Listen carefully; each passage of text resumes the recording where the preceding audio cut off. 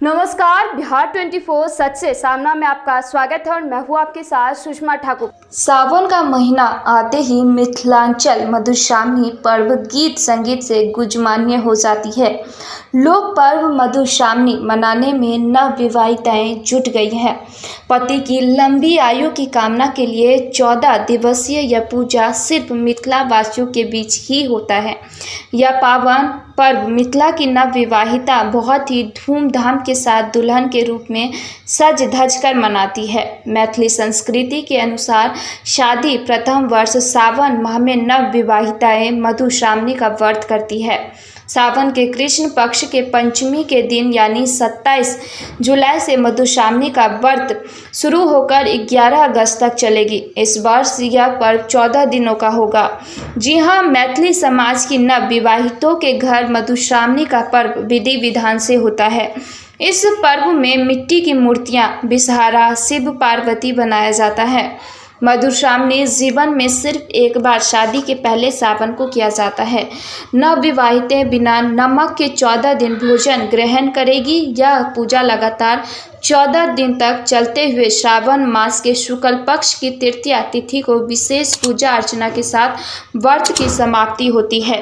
इन दिनों नवविवाहिता व्रत रखकर गणेश, चनाई, मिट्टी एवं गोबर से बने बिसहारा एवं गौरी शंकर का विशेष पूजा कर महिला पुरोहिताइन से कथा सुनती है। कथा का प्रारंभ बिसहारा के जन्म एवं राजा श्रीकर से होता है। इस व्रत के द्वारा स्त्रियां अखंड सौभाग्यवती के साथ पति की दीर्घायु होने की कामना करती है।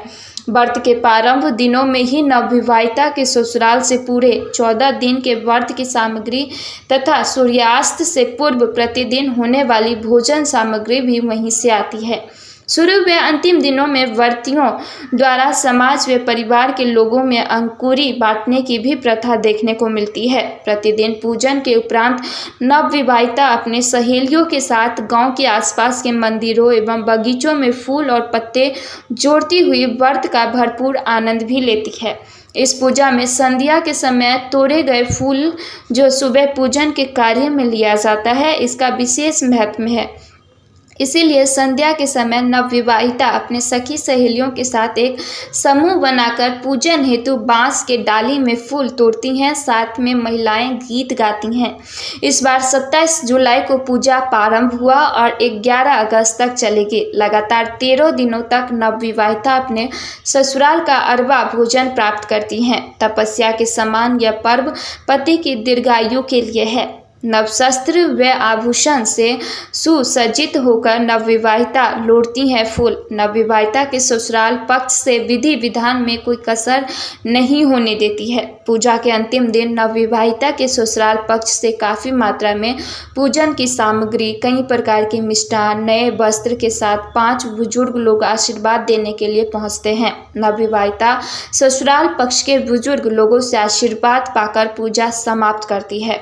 मधुश्रावणी पूजा के अंतिम दिन कई विधि विधान तरीके से पूजन का कार्य किया जाता है। सुबह शाम महिलाएं समूह बनाकर घंटों गीत गाती हैं। सबसे महत्वपूर्ण बात यह है कि लगातार 13 दिनों तक पूजा स्थल पर नवविवाहिता की देखरेख में अखंड दीप प्रज्वलित रहती है। कथा वाचिका प्रत्येक दिन नवविवाहिता को मधुश्रावणी व्रत कथा सुनाती है। पूजा के समय नवविवाहिता नए वस्त्र में आभूषण से सुसज्जित होकर कथा श्रवण के साथ पूजा अर्चना करती है। पंडितों का कहना है कि मधुश्रावणी पर्व कठिन तपस्या से कम नहीं है।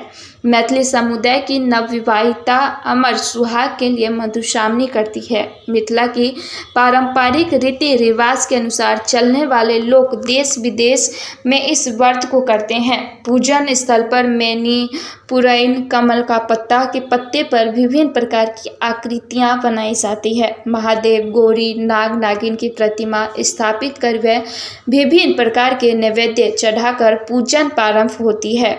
इस व्रत में विशेष रूप से महादेव, गौरी, बिसहरी व नाग देवता की पूजा की जाती है। प्रत्येक दिन अलग अलग कथाओं में मैना पंचमी, बिसहरी, बिहुला, मनसा, मंगला गौरी, पृथ्वी जन्म, समुद्र मंथन, सती की कथा व्रती को सुनाई जाती है।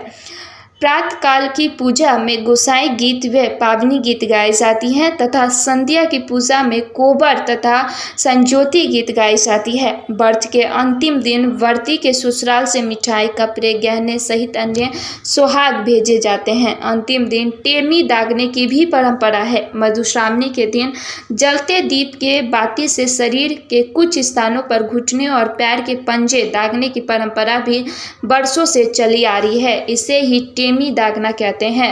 मधवापुर प्रखंड के अवारी गांव में नवविवाहितों ने इस पर्व को लेकर हमारे संवाददाता से खास बातचीत की और कहा, पति की रक्षा व लंबी आयु के लिए इस पर्व को करती हैं। हम सब पाबनि 15 दिन के करै छियै, जाहिमे लास्ट दिन मधुश्रावणी होइ छै।